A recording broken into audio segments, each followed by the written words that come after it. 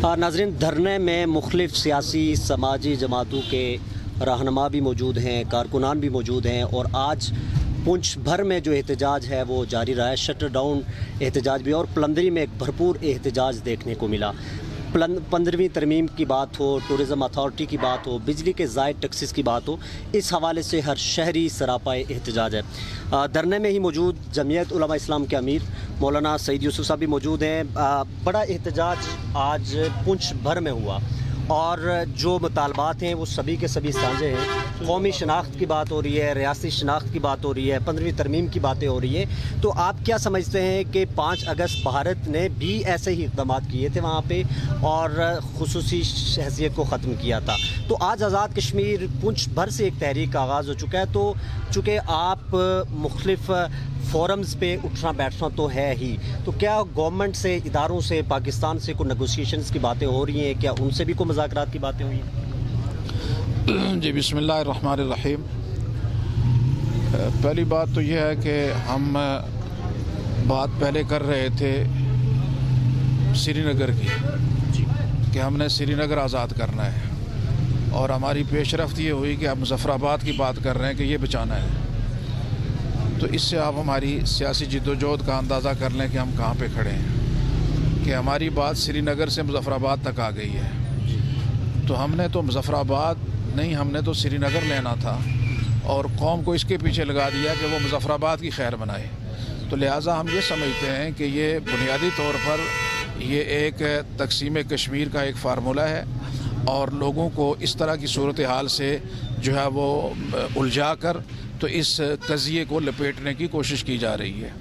और हम किसी भी तरह इस तरह की किसी साजिश को कामयाब होना, इसका मतलब है कि हम शुहदा के खून के साथ गद्दारी करेंगे और हम शुहदा के खून के साथ गद्दारी के मुर्तकिब नहीं हो सकते। दूसरी बात यह है कि 15वीं तरमीम जो है उसमें जो चीज़ें इस वक्त तक मंजर आम पर आई हैं, उसमें रियासती तशख़्ख़ुस का ख़ात्मा, उसमें आज़ाद कश्मीर में सुप्रीम कोर्ट का ख़ात्मा, उसमें आज़ाद कश्मीर में सदर की हैसियत का ख़ात्मा, उसमें आज़ाद कश्मीर के अंदर जो है वो इसकी एक सूबाई स्टेटस देने का, और फिर सबसे बढ़कर कश्मीर कौंसिल जो है उसको वापस दोबारा इफरीत बनाकर तो इसको मुसल्लत करना और कश्मीरियों के पास जो मालियाती खुद मुख्तारी आई है उसको वापस कश्मीर कौंसिल को देकर पाकिस्तान के वज़रा उसमें अलल्ले तलल्ले करते रहें।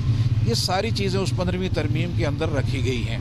हम ये समझते हैं कि पाकिस्तान ने 18वीं तरमीम लाकर सूबों को अगर ख़ुद मुख्तारी दी है तो पाकिस्तान भर के सूबे तो ख़ुद मुख्तारी की तरफ जा रहे हैं और कश्मीर जो है जिसको हमने जो एक मुतनाज़े इलाका है, जिसको पूरी दुनिया ने मुतनाज़े तकसीम कर रखा है, उसकी ख़ुद मुख्तारी और उसकी मालियाती ख़ुद मुख्तारी को हम वापस छीनने की कोशिश करें तो इसे कश्मीरी किसी तौर पर कबूल नहीं करेंगे।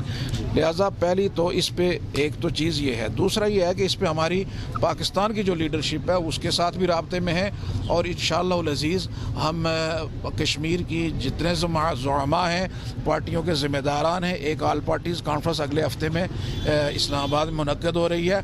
उसके बाद एक मौक़िफ़ सामने रख कर हम पाकिस्तान की क़यादत के साथ मिलेंगे और मुझे यकीन है कि पाकिस्तानी क़यादत हमारे इस जानदार मौक़िफ़ को कबूल करेगी और इस जानदार मौक़िफ़ को सामने रखते हुए वो इस सूरत हाल से विड्रा हो जाएगी। मुझे पूरा यकीन है इंशाअल्लाह अज़ीज़। लेकिन इसके साथ साथ ये जो बिजली के बिल्लात और ये दूसरी चीज़ें हैं, ये हकीकी मानों में अगरचे कश्मीरियों पर और यहाँ के रहने वाले गरीब लोगों पर बहुत जुल्म और ज़्यादती है। वहाँ पर दूसरी तरफ ये मैं समझता हूँ कि ये इस अरसे में एक तरफ कश्मीरी जो है वो बिल्लात और बिजली के बिल्लात के लिए सड़कों पे निकले हुए हैं और दूसरी तरफ 15वीं तरमीम जो है वो लाई गई है ताकि लोग इन्हीं बिल्लात के सिलसिले में उलझे रहें और इसी में जो है वो चलते रहें और उधर से जनाब जो है वो 15वीं तरमीम सामने कर दी जाए। तो मेरे ख्याल में इस तरह की किसी सियासत को चलने नहीं दिया जाएगा और इस तरह की कोई सियासत यहाँ कामयाब नहीं हो सकेगी।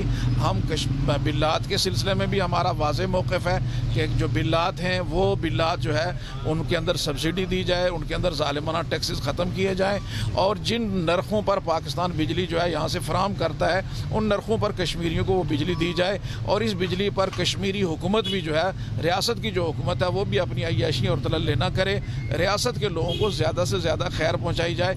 आज दुनिया के अंदर कितने मुल्क ऐसे हैं, कितनी जगह ऐसी हैं जहाँ लोगों ने बिजली फ्री कर दी है। तो लिहाजा आज हम ये समझते हैं कि हमें इस रियासत के अंदर जहाँ बिजली जो है वो पानी से पैदा हो रही है, तो इसको एक फ्री जोन बनाकर तो लोगों को बताया जाए कि जनाब इस रियासत के अंदर जो है लोगों को ये फ़ायदा दिया जा रहा है। तो मैं समझता हूँ कि बिजली के हवाले से और हमें आगे बढ़कर तो हमें मकबूजा कश्मीर के हवाले से बात करनी होगी कि मकबूजा कश्मीर के अंदर आज जो हमारा भाई हमारी बहन वो निहत्ते 10 लाख आर्मी के सामने वो शीशा पिलाई हुई दीवार बने हुए हैं। आज अगर पाकिस्तान में इस तरह के एक्शंस होंगे, इससे उस तहरीक पर क्या असर पड़ेगा, वो तहरीक कहाँ पे पहुँचेगी। हम ये समझते हैं कि कोई ऐसा इकदाम ना किया जाए जिससे वो तहरीक हमेशा के लिए जो है वो मुतासर ना हो जाए, क्योंकि वो कश्मीरी उसने अपनी जान माल इज़्ज़त आबरू सब कुछ कुर्बान कर दिया। अब उसके पास कोई और चीज़ नहीं है। मुझे उम्मीद है कि हमारी क़यादत इसमें होश के नाखन लेगी और रियासत के और ख़ास करके पुंछ के ज़िम्मेदारान का मैं शुक्रगुज़ार हूँ कि उन्होंने पूरी बेदारी के साथ धरनों की सूरत में, एहतजाजात की सूरत में अपना किरदार अदा किया और कर रहे हैं। और इंशाअल्लाह हम भी पहले दिन से एक तरफ वहदत कश्मीर कॉन्फ्रेंस करके, फिर मुख्तलिफ फोरम्स पर गुफ्तगू करके, फिर मुख्तलिफ अखबारात और जराइद के अतबार से अपनी साई और अपना हिस्सा हम पूरी तरह इसमें डाल रहे हैं। जी हज़रत, दो अहम नोयत के सवालात। एक तो ऑफिशियली तहरीक इंसाफ की तरफ से आज़ाद कश्मीर वो ये कह रहे कि इस मुसव्विदा से हमारा कोई ताल्लुक़ नहीं है, जबकि इस्लामाबाद में PDM बैठी है और वो सभी जमातें जो आप धरनों में तशरीफ़ रखे हैं उनके कायदीन वहाँ पे हैं और वो ये मुसव्विदा आज़ाद कश्मीर की जानिब भेजा है। इस पर आपका क्या मानना है? हज़रत, बात यह है कि ये जो है वो PDM का मुसव्विदा नहीं है, ये एक तसलसल है।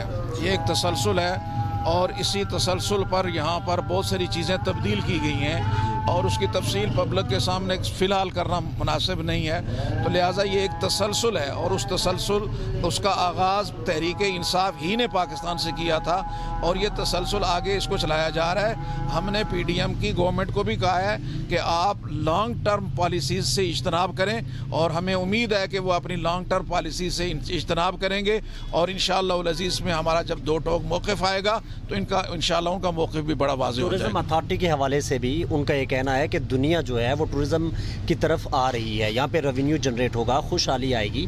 तो धरने में जो अवेज़ा एक मुतालिबा है वो भी यही है कि टूरिज़्म अथॉरिटी का खात्मा हो, तो इसकी मुखालफत क्यों है? टूरिज़्म अथॉरिटी की मुखालफत किस तरह, मतलब? जी, धरने में ये एजेंडा शामिल है कि टूरिज़्म अथॉरिटी जो बनाई जा रही है तहरीक इंसाफ की जानिब से, तो उसका भी खात्मा हो। इस पर क्योंकि इस पर मैं बहुत तफसीली इसके हक़ाइक़ नहीं समझ सका हूँ कि इसके पीछे थीम क्या है, तो इसलिए मैं इस पर कोई कमेंट्स नहीं कर सकता। बहुत शुक्रिया। हमारे साथ अमीर जमीयत उलमा इस्लाम मौलाना सईद यूसुफ साहब मौजूद थे। क़यादत तमाम सियासी जमातों के, आज़ादी पसंदों की बात करें, शहरियों की बात करें, पुंछ भर में एहतजाज जारी हैं। यकीनन हुकूमत को वफाक में भी, पाकिस्तान में भी ये सोचना होगा कि ये जो एक तहरीक है जो कौमी और अवामी सतह के मसाइल हैं इनको संजीदगी से हल करें, बसूरत दिगर जैसे कि स्टेज से बातें आ रही हैं कि 47 की तहरीक से भी ये बढ़ सकती है। कैमरामैन टीम के साथ इजाज़त दीजिए। अल्लाह हाफ़िज़।